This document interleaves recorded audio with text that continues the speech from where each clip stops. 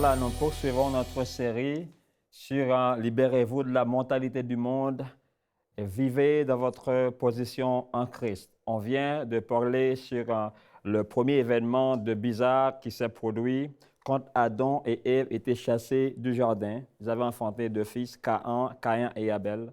Et on avait parlé sur combien est-ce qu'une information est dimensionnelle. On a besoin d'élever son niveau de compréhension afin de pouvoir bien maximiser une information, afin de pouvoir maximiser un enseignement. Ce qu'on voit, il y a beaucoup de chrétiens qui ne grandissent pas, qui bougent en arrière, qui ne connaissent pas de progrès dans leur vie spirituelle, mais qui reçoivent les enseignements et qui sont encore malades, qui ont encore des difficultés, qui ne peuvent pas utiliser la clé qui sont entre leurs mains pour changer leur propre vie et changer leur monde. Donc aujourd'hui, on va continuer avec cette même série, mais là, j'ai coulé la fondation sur cette série et on va continuer à voir qu'est-ce qui s'est passé quand Caïn s'est fâché rouge, il n'avait pas été agréé par Dieu, son offrande non plus. Et là, qu'est-ce qui va se passer? On va vraiment aller dans la parole de Dieu, on va creuser. Je pense que ce texte est très prophétique et j'aimerais aller sur le plan prophétique pour amener certaines vérités cachées par rapport à ce texte-là. Genèse chapitre 4, maintenant on va lire le verset 8. Les versets 8 à 9. On avait lu les versets en arrière, on avait vu la naissance de Caïn et Abel, on avait vu l'aspect de l'offrande qui avait été offerte à l'Éternel, on avait vu la réaction de l'Éternel par rapport à ces deux offrandes, et on avait vu également la réaction de Caïn par rapport à son offrande qui n'avait pas été agréée. Maintenant, on va continuer dans cette même lancée et pour emmener certaines vérités dans votre cœur aujourd'hui, et l'affaire va être très gentille. Amen. Cependant, on se rappelle que l'offrande de Caïn n'avait pas été acceptée, n'avait pas été agréée. Seulement l'offrande d'Abel qui avait été acceptée, qui avait été agréée. Non seulement l'offrande d'Abel, mais Abel également avait été agréée parce que l'attitude qui était derrière l'offrande, waouh, ça plaisait vraiment à Dieu. Voilà. Cependant, Caïn adressa la parole à son frère. J'avais dit que Caïn, c'est un symbole de la première génération. Chaque génération doit être le papa ou la maman de la prochaine génération. J'aimerais que cette parole entre dans votre cœur. Chaque génération a une mission, a une responsabilité envers la génération à venir. La façon dont on va manager sa mission va déterminer quel sera le sort de la génération à venir. C'est pourquoi aujourd'hui on vit dans un monde très bizarre. Je pense que la génération qui était là avant nous n'était pas été trop engagée. Mais nous là, qui sommes dans ce présent moment, nous allons faire la différence. Nous allons faire la différence dans notre génération. Nous allons remplir notre rôle. Nous allons accomplir notre responsabilité. Waouh! Et j'espère que ça va faire jour au nom de Jésus. Voici Caïn, la première génération, qui s'adressait la parole à la deuxième génération, à la future génération, Abel. Et là, mais comme ils étaient dans les champs, voilà, deux générations qui se brassent, qui se mélangent. Les deux étaient dans les champs, Caïn et Abel. Caïn se jeta contre son frère. Alléluia. Abel et le tua. La première génération qui n'est pas influente, qui n'a pas compris son rôle, qui détruit la prochaine génération. Et le tua. On va voir dans la 4e série comment on peut coller ces approches ensemble dans la 4e série. Caïn a tué Abel, son frère. Alléluia. Et là, il a tué Abel, son frère. Après la mort d'Abel, Dieu doit parler. Parce que notre Dieu, il est un Dieu générationnel. Dieu avait un plan pour Abel. Parce qu'Abel allait être une lignée. Allait être une lignée des justes. Allait être une lignée au travers de laquelle Dieu allait faire sortir une race des justes. L'offrande d'Abel avait été agréée. Et Abel avait été agréé. Dieu avait un plan de faire sortir une lignée des hommes droits. Une lignée des hommes intègres de la prochaine génération. Parce que la première génération avait loupé le but. Et là, voilà Caïn qui tue son frère. Il n'a pas seulement tué un frère, il a tué un rêve. Il avait tué un projet. Et c'est pourquoi Dieu allait faire en sorte que Ève enfante Seth.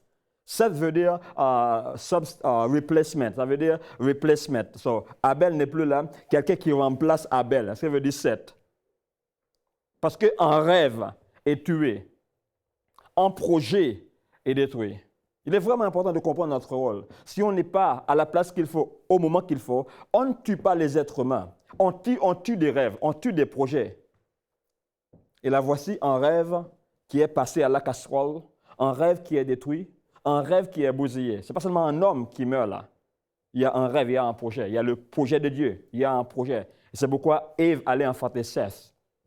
Elle allait être consolée avec Seth. Seth, c'est le remplacement, c'est le substitute, c'est le remplacement. Il remplace Abel. Et là, Dieu n'allait pas se croiser les bras. Ah oui, Dieu, il allait parler. Il a parlé à Caïn, il a parlé à la première génération. Il a dit à la première génération, où est ton frère? C'est comme si nous qui sommes là aujourd'hui, nous nous focalisons sur nous-mêmes, nos affaires, nos trucs, nos business. Dieu va nous dire où sont nos frères, où est la prochaine génération. Au travers de toi, je voudrais transmettre mon rêve, mon intention. Mais là, tu n'as pas été à la page, tu n'as pas été au bon endroit, tu n'as pas été présent dans mon plan. Tu tues la prochaine génération. Dieu va nous dire où sont nos frères. Et là, Dieu, il parle à Caïn, il a dit à Caïn, où est ton frère? Dieu savait, Dieu il est omniprésent, il est omnipotent, il est omniscient. Il voyait quand Caïn se jeta contre Abel et le tua. Dieu voyait ça. Mais il a pris le soin de dire, où est ton frère? Où est la prochaine génération? Dieu il est en train de parler à nous là qui sommes église aujourd'hui. Qui se croisent les bras devant la délinquance juvénile, qui se croisent les bras devant la détérioration de l'environnement, qui se croise le bras devant une génération qui est exposée à toutes les choses à l'envers, qui est exposée à tout ce qui est contraire à la volonté de Dieu. Nous nous croisons les bras, Dieu va nous dire où sont nos frères, où est la prochaine génération. C'est très prophétique. Je prie à ce que ce message entre dans ton cœur, à ce qu'il y ait une remise en question aujourd'hui. Et là, écoute la réponse de Caïn. Caïn a dit, je ne sais pas. Je ne sais pas. Ça, c'est la déclaration d'un égocentré. Ça, c'est la déclaration d'un égoïste. C'est comme si Dieu t'a dit là, qu'est-ce qui se passe avec la jeunesse, les enfants de 13 ans qui sont exposés à toutes les histoires? Tu dis, je ne sais pas. Qu'est-ce qui se passe avec la famille? Qu'est-ce qui se passe avec le gouvernement? Qu'est-ce qui se passe avec les entreprises? Qu'est-ce qui se passe avec les valeurs que je veux perpétuer au travers des âges? Tu dis, moi là, je ne sais pas. Donne-moi du pain et nourris ma femme, nourris ma famille, nourris mes enfants, nourris mon église. Je ne sais pas. Qu'est-ce qui se passe avec la mission que tu as pour l'humanité? Je ne sais pas. C'est la réponse de Caïn. Et là, je parle de comprendre la mentalité de Caïn. Ça, c'est un virus. J'appelle ça le virus MC. Virus mentalité de Caïn. Et c'est très récurrent aujourd'hui dans l'Église, dans le gouvernement, dans la société, dans le multimédia, dans les affaires. Chaque génération a un rôle à jouer sur la génération à venir. Caïn n'avait pas joué son rôle sur la prochaine génération. Dieu se levait. Il a dit, où est ton frère? Je vois aujourd'hui avec mes yeux spirituels que Dieu, il est en train de se lever pour nous parler, pour parler à l'Église, pour parler aux pères de famille, pour parler aux pasteurs de l'Église, pour parler aux leaders politiques, pour parler aux chefs d'entreprise, pour parler aux banquiers, pour parler à la jeunesse, pour parler aux hommes responsables. Il est en train de leur dire aujourd'hui, qu'est-ce qui va arriver pour la prochaine génération? Qu'est-ce qu'on va faire pour perpétuer mon rêve, mon intention? Où est ton frère? Il a dit, je ne sais pas. Suis-je le gardien de mon frère? J'ai vraiment voulu développer quelque chose, mais peut-être dans une autre série, mais c'est vraiment important de savoir que tous les hommes de la terre font partie de la même classe, de la même espèce, qui s'appelle espèce être humain. Et chacun est responsable pour l'autre. Dans notre classe humaine, ou classe humaine, ou notre classe qui s'appelle classe des humains, tout ce qu'un humain fait affecte tous les autres humains. Tout ce qu'un être humain fait affecte tous les autres êtres humains. Quand on ne se rend pas compte de ça, on se comporte comme Caïn. La mentalité mentalité de Caïn. Pendant qu'on est sur le plan d'accomplir quelque chose qui va détruire les rêves, il y a le Saint-Esprit qui a dit, tu fais quoi là? Tu fais quoi là? Tu détruis les rêves. Et là, tu dis, je ne sais pas, je fonce quand même. Je continue, j'avance. Nous sommes là les uns pour les autres. Et je vais continuer. Ça va être très gentil quand on commence par descendre en profondeur. Galates chapitre 5, le verset 25 au verset 26. Je vous montrerai que Dieu a un très grand concern pour les autres. Dieu veut que nous soyons conscients par rapport aux autres qui sont autour de nous. Que nous soyons conscients par rapport à notre monde. Si nous vivons par l'Esprit, nous marchons aussi selon l'Esprit. Paul a dit, ne marchons pas une vaine gloire, ne cherchons pas une vaine gloire, en nous provoquant les uns les autres, encore les uns les autres. Il y a un concern, il y a quelque chose qui concerne les uns et les autres. Les uns et les autres sont appelés à vivre ensemble, à protéger l'un et l'autre. Tout ce que celui qui est dans la classe des êtres humains fait affecte tous les êtres humains, les autres. Cette mentalité-là qui n'est pas trop récurrente aujourd'hui, les autres. Il y a le moi. Il y a le je, mi, aïe. Le mot autre, ce n'est pas trop récurrent, ce n'est pas trop répétitif, c'est très absent dans notre jargon quotidien, notre paradigme quotidien. Les autres, ne provoquant les uns les autres, en nous portant envie les uns les autres. Pourquoi? Nous sommes de la même classe. Nous sommes de la même classe. Hébreux 10, verset 24. Veillons les uns sur les autres pour nous exciter à la charité et aux bonnes œuvres. Très souvent, on n'a pas bien compris ce verset-là. Quand on parle de veillant les uns sur les autres, on parle de pointer son nez dans les affaires des autres. On parle de contrôler les affaires des autres. Cela a rapport à ce que toi là, quand tu balades sur la terre, tu penses aux autres, que tu fais affecter les autres. Veillant les uns sur les autres. Veillez à ce que ce que tu fais là n'affecte pas les autres. Veillez à ce que votre réaction ne bloque pas la progression de quelqu'un d'autre. Veillez à ce que ton comportement n'empêche pas quelqu'un à aller plus loin. Veillez à ce que ton comportement ne crée pas de doute ou de scepticisme dans la vie de quelqu'un. On va continuer.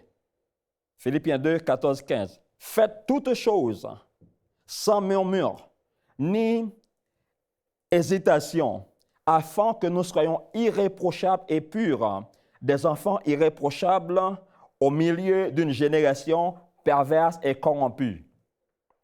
Encore, c'est une concerne, c'est quelque chose qui concerne notre environnement, parmi lesquels vous brillez comme des flambeaux dans le monde. Ah oui, on est dans un environnement très corrompu, quelqu'un doit se lever et donner un modèle. Et c'est pourquoi il a dit, en Éphésiens 4, verset 25, c'est pourquoi renoncez au mensonge et que chacun de vous parle selon la vérité, car nous sommes membres les uns et les autres. Voilà comment est-ce que la Bible met beaucoup d'emphase sur les uns et les autres. Caïn n'avait pas pensé aux autres. Où est ton frère? Je m'en tape. Je m'en fiche. Je pense que cette formation en béton qui est en train d'être déroulée aujourd'hui fera l'impact sur votre vie. Et là, on va aller vraiment très clair en profondeur, non à la cloche de bois, mais on va vraiment creuser dans la parole de Dieu pour voir que tu dois penser aux autres. Tu dois penser aux autres. Vous êtes tous les gardiens les uns et les autres. Voici un message qui doit nous concerner aujourd'hui. Si je suis un pasteur, tout ce que je fais dans le monde évangélique concerne tous les pasteurs autour de moi. Si je fais une déclaration bizarre, je fais une réaction bizarre en public, cette réaction bizarre concerne tous les pasteurs qui sont autour de moi. Mais là, si je m'en tape des gens qui sont autour de moi, je m'en tape de mon entourage, je m'en tape de mon église, là, je fais n'importe quoi. C'est cette mentalité-là que Dieu veut nous prévenir aujourd'hui à travers de cette série. Cette mentalité, c'est de ne pas penser aux autres et on fait n'importe quoi. On satisfait ses besoins, ses passions, ses intentions, ses besoins charnels sans penser aux autres. On est tous invités à penser aux autres parce que Dieu, il pense aux autres. Si quelqu'un vous aide dans votre vie, quelqu'un vous a aidé dans votre vie, et là, vous êtes devenu très bizarre envers ce quelqu'un-là. Parce qu'avant, il vous avait aidé. Vous opérez dans le manque de gratitude envers ce quelqu'un-là. Pendant que vous faites ça, parce que votre chair vous stimule à être bizarre, à être ingrat, à être bizarre envers ce que quelqu'un a fait pour toi à cause de votre orgueil, vous allez faire ça. Parce que vous faites ça, la personne qui t'avait aidé, quand quelqu'un est dans le besoin, il ne va pas l'aider, il va penser à toi. Il va penser que cette personne-là va faire comme tu avais fait.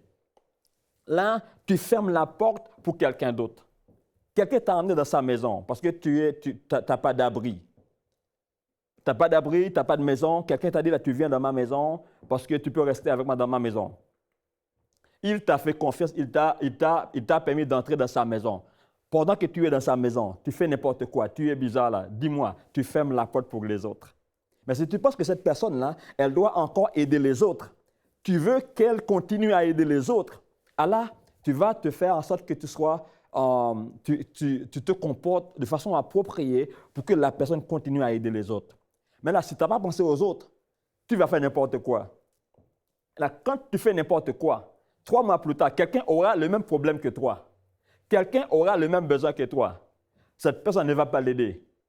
Qui a causé ça? Toi, parce que tu étais quelqu'un d'ingrat. Tu n'as pas pensé aux autres, tu penses à toi-même, tu fais n'importe quoi. C'est la mentalité de Caïn. Dieu veut que nous soyons tous libérés de cette mentalité de Caïn.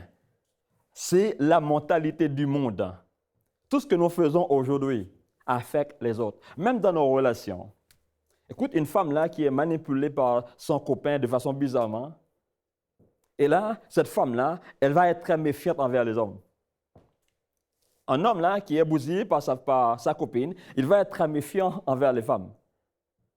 C'est ça l'histoire là. C'est quand on fait quelque chose du mal à quelqu'un, tu casses sa vie et c'est opéré dans la mentalité de Caïn sans penser aux autres. Tu bousilles une relation, tu fais des problèmes relationnels qui vont affecter plusieurs générations. Tout ce que nous faisons a du poids dans l'univers. Est-ce qu'on comprend ce que j'ai dit là? Si quelqu'un ne comprend pas ça, et c'est vraiment très bizarre. Et je pense aujourd'hui, quand nous sommes sur le point d'aller faire quelque chose, le Saint-Esprit va nous dire où sont les autres.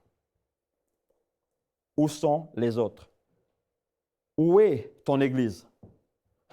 Où est ton pasteur? Où est ton éducation? Où est ta femme? Où est ton mari? Où est ton environnement? Où est ton environnement? Chacun est responsable de l'autre. Chacun doit travailler pour le bienfait de l'autre.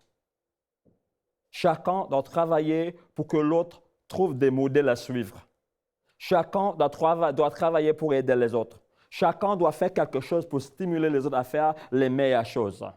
C'est pourquoi il est important de penser aux autres. Si je veux rester dans la médiocrité, je transmets la médiocrité autour de moi dans la génération à venir. Ah, je peux aimer la médiocrité, mais là, et mon environnement, je transmets ça. En étant bizarre par rapport à mon environnement, sans être conscient de mon environnement, alors je fais n'importe quoi sans penser à mon gouvernement. Et là, Dieu va nous dire là où sont les autres. Et là, on dirait comme Caïn, je ne sais pas. Ce que tu fais là, tu ne penses pas que ça affecte les autres. Tu dis là, je ne sais pas. Ton comportement là, tu penses que cela n'affecte pas les autres, cela n'affecte pas le gouvernement, le pays, la nation, la famille, les enfants, l'éducation. Tu dis, je ne sais pas. Je ne suis pas le gardien de mon environnement. Tu dis, je ne suis pas le gardien de ma nation. Je ne suis pas le gardien de mes frères. Tu es le gardien de tes frères. Tu es le gardien de ton église. Tu es le gardien du foyer, du mariage, des relations. Nous sommes tous les gardiens des uns et des autres. Mon entreprise doit travailler pour que les jeunes s'intéressent à créer des entreprises. Si mon entreprise fonctionne bizarrement, je transmets des choses, une idée bizarre à la jeunesse. Dans l'avenir, là, on connaîtra une crise au niveau des entreprises. L'Église doit vraiment comprendre ce concept pour que dans les jours à venir, là, on commence par vraiment par faire l'impact dans le monde. Il faut penser à qu'est-ce que les autres ont dit de nous.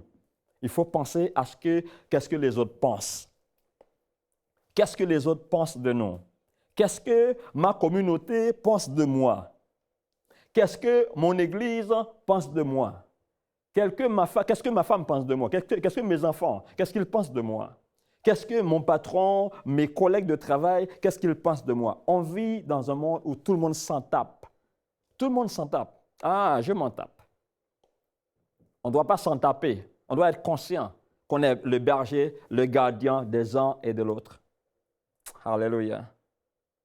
Qu'est-ce que ceux qui travaillent très proches de moi, qu'est-ce qu'ils disent, qu'est-ce qu'ils pensent de moi? Qu'est-ce que vos voisins disent de vous? Qu'est-ce que votre entourage, qu'est-ce qu'il dit de vous? Qu'est-ce que votre employé, vos employés, ceux qui travaillent pour vous, qu'est-ce qu'ils disent de vous? On doit être vraiment conscient de ça.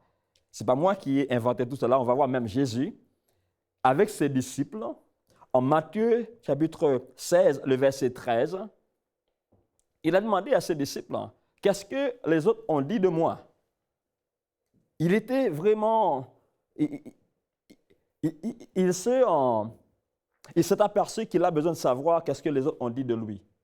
Il a dit à ses disciples, qu'est-ce qu'on dit de moi? Et là, on commence par dire là, qu'est-ce que les gens avaient dit de lui. Et là, les disciples commençaient par parler en disant, oui, quelqu'un a dit là, tu es l'un des prophètes. Quelqu'un a dit là, tu es Jean-Baptiste, tu es Élisée, tu es l'un des prophètes. Parce qu'il a besoin de savoir qu'est-ce que les autres ont dit de lui. Je pense que dans notre environnement, on doit demander aux gens de son environnement, qu'est-ce que tu penses de moi? Qu'est-ce que tu dis de moi? Qu'est-ce que les autres ont dit de moi? Et là, Pierre a dit, écoute là, il a dit, mais vous là, vous qui êtes avec moi, vous qui avez vécu avec moi pendant un bon bout de temps, vous qui avez vu les miracles performés, vous qui avez vu la puissance de Dieu, vous qui avez vu la gloire de Dieu, vous qui avez vu la main de Dieu sur moi, vous qui m'accompagnez en mission, qu'est-ce que vous, là, vous dites de moi? Et là, Pierre, là, il a aussi une révélation de très particulier. Il a dit, tu n'es pas Élisée, non, et tu n'es pas l'un des prophètes, mais tu es le Christ, le Fils du Dieu vivant. Et là, il a dit, waouh, cette parole-là, ce ne sont pas la chair et le sang qui t'ont révélé cela, mais c'est mon Père qui est dans les cieux. C'est mon Père qui est dans les cieux, qui t'a révélé cela. Même Jésus il avait besoin de savoir qu'est-ce que les autres avaient dit de lui. Nous avons besoin de savoir qu'est-ce que les autres avaient dit de nous. Nous avons besoin de penser aux autres. Si je prends une direction bizarre, Saint-Esprit va me dire, où vas-tu là? Tu vas faire la quoi? Et où est ton environnement? Tu vas faire la quoi? Où sont tes enfants? Tu vas faire la quoi? Où sont les gens qui sont dans la même plateforme que vous? Où sont vos acolytes? Où sont ceux qui prêchent le même message que vous? Où sont ceux qui font la même profession que vous? Où sont ceux qui sont sur les mêmes plateaux que vous? C'est ça le message que Dieu veut nous transmettre aujourd'hui. Il faut qu'on soit libéré de cette mentalité de Caïn, moi. Alors si on comprend ça, on verra un monde meilleur dans les jours à venir. Un politicien, s'il fait des bêtises, il affecte les futurs politiciens. 40 ans, 10 ans plus tard, quand quelqu'un vient, quand un autre vient, on va dire, ah, c'est la même bêtise, c'est la même histoire, c'est le même groupe, c'est les mêmes histoires, la même chose. On doit faire vraiment la différence. Dans le monde évangélique, nous devons vraiment faire la différence. Si on est allé dans un coin, on doit emmener la gloire de Dieu. Pour que dans les jours à venir, là, c'est quelqu'un qui va venir 40 ans plus tard, quand il arrive, on va dire, voilà, gloire à Dieu. C'est extraordinaire. J'ai été béni par la première génération, et là, cette génération-là est une bénédiction. Nous avons un devoir, nous avons une responsabilité, nous avons un engagement envers les autres. C'est ça le message que Dieu m'a mis à cœur de partager avec vous qui êtes dans les différents coins du monde, vous qui êtes dans votre maison, dans votre salon, au boulot ou devant votre petit Internet ou à la télé. C'est ça mon message dans cette 3e série. C'est il faut comprendre la mentalité de Caïn. C'est quand on dit « je ne sais pas ». Devant quelle question que Dieu t'a posée et tu dis « je ne sais pas ». Tu dis « je ne sais pas ». Qu'est-ce que tu dis là que tu n'es pas le gardien? Ce n'est pas le gardien de ma femme. Je ne suis pas le gardien de mes enfants. Je ne suis pas le gardien de la politique. Je ne suis pas le gardien du monde évangélique. Je ne suis pas le gardien de la présidence.